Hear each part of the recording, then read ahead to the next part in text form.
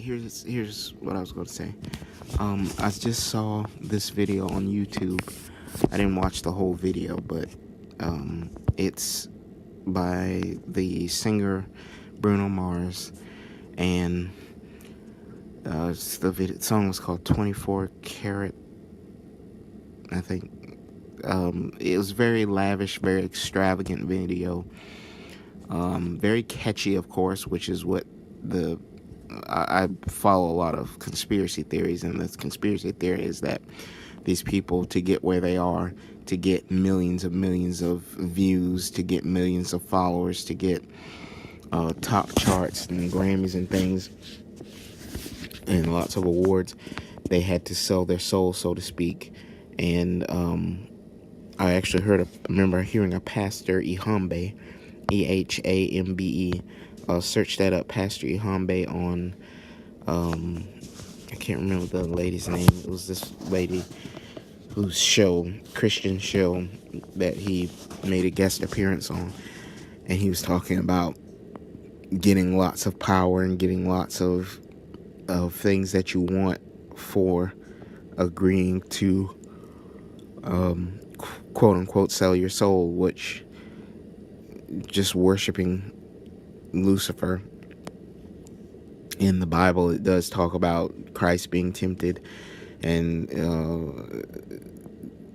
him being told he can have all of these riches and all of these kingdoms if you'll just worship me. So if you connect that with the conspiracy theories, then you get this kind of, okay, to get this huge fame, you can get that by worshiping Lucifer.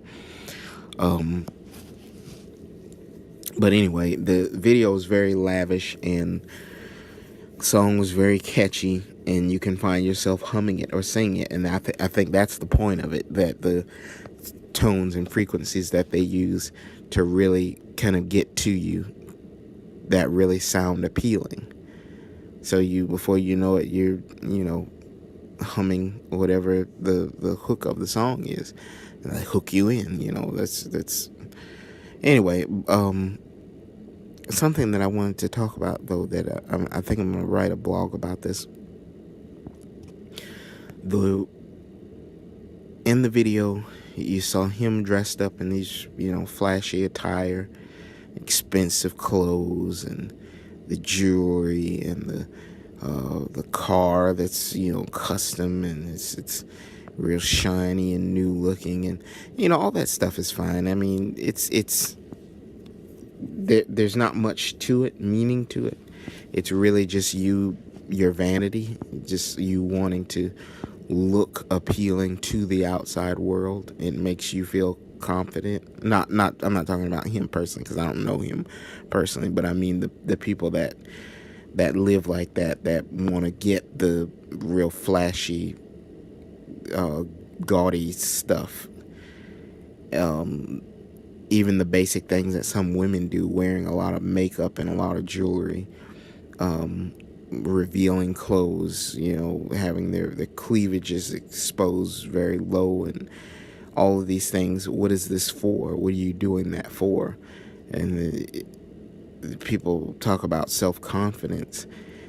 I mean, I would think you would want to put your self-confidence in something more meaningful than how you look to others, but everybody doesn't think the same way.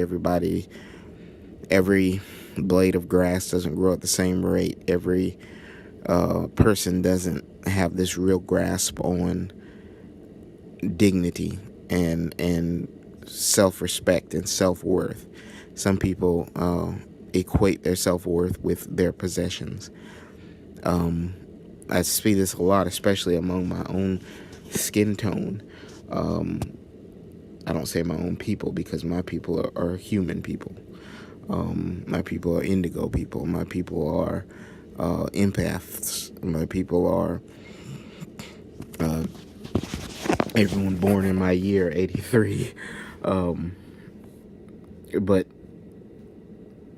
when I see black celebrities, I'm just thinking, I did this with that show, MTV Cribs. I was just thinking, Okay, you get your hands on money and you want to buy this huge house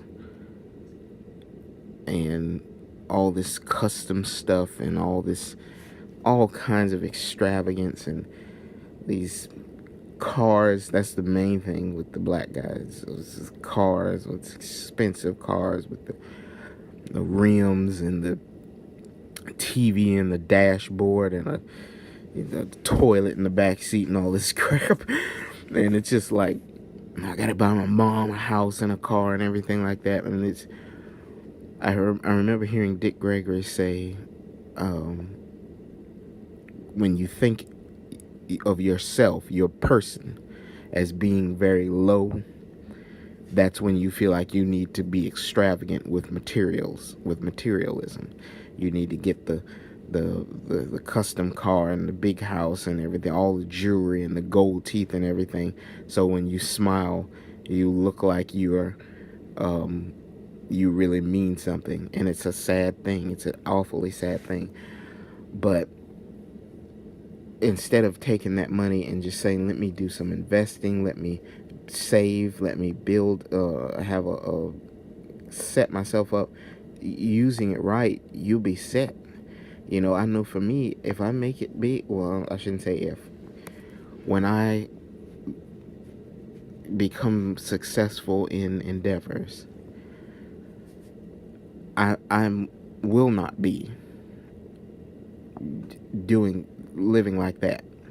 I'll have instead of a flashy car, I'll opt for a reliable car, one that's reliable, that I won't have to work on every few months or every year, one that is going to be very dependable, very reliable, very sturdy on the road.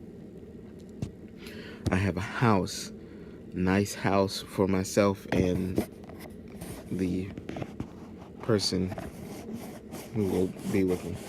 A nice house that's very well built, very strong, very, sufficient.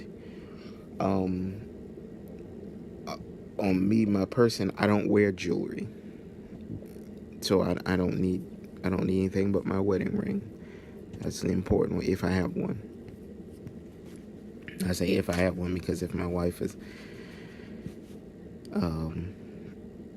doesn't want to do the ring thing, then we won't bother with that. But what I'm saying is that this materialism, it's so vain. It's so vain, and it's just like, so you're there and you flashy. What does that mean? What does that do? I mean, don't you want to base your self-esteem and your self-worth in how you treat other people, your generosity, your humanity, your empathy, your consideration of your fellow human life and your people around you, what you're willing to volunteer and help and do and encourage people, and how you treat people on a daily basis. I look at this world and the way people are, just all you need to do is get online, go to Twitter or Facebook, see how the average person interacts, how they comment. A few weeks ago, something happened with one of the wrestlers that I watch, her daughter, and her daughter made some bad choices, and some of the stuff got put out there, of which I'm wondering if someone was trying to get back at her for something or something like that. I don't know, but anyway, you should have seen how people were. I think they've died down now, but you should have seen how they were. They were really throwing it in her face. They were really mocking her and trying their best to humiliate and shame her. Now, shame is necessary for some things. I don't think it was necessary for her, because I don't see her as being such a vile person that she needed to be shamed for anything. So at this point, it wasn't necessary. But in some situations, shame can be necessary, but not the shame that they were doing. A self-shame, a person saying, okay, I shouldn't have done that, or I should have done it this way, or should have been more discreet. These extravagant things to try to build up a self-esteem, to build themselves up. It's not a good thing, because you're basing yourself, which is something very real, very invaluable, and you're placing a price on it. You're placing a measure on it, and that's not a good thing at all. So you need to base yourself in something other than materialism. Quickly on to the worst part of the video, the 24 karat video that I saw, which is a common thing in music videos and has been for a very long time. The women, they're dancing, shaking their butts and everything. They used to call it popping, but now they call it twerking, I think. Shaking their butts and everything, just sitting there dancing and stuff. And here's these women presenting themselves as objects of allure. Looking at it, they're not intelligent, resourceful, dignified, thinking, brilliant, useful human beings on this planet. They're just ornaments, just dancing around, flaunting themselves around. And the guys aren't doing anything of any value, of any use. They're just flaunting and showing off in front of them. And then they begin to use the women as like their ornaments. And the women just place themselves right up there. And it's like, oh, I'm in a music video. I'm on TV. I've got millions and millions of people following me. And it's like, yeah, but you're not doing anything. You're not meaning anything. Why would you reduce yourself down to an object? I think about these women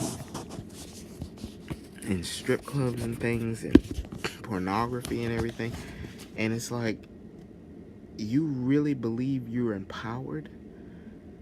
You objectifying yourself and drawing this ogling out of people and this sexual allure is not empowerment. It's not. You're reducing yourself down to an object of perversion, of gawking, of indulgence. It's not empowering at all. The women that are out there doing something, creating, coming up with new ideas, solving, they are the ones that are empowered. Your ability to make yourself into an object of lust is not empowerment. And I'm hoping that tomorrow's woman can get past that, man.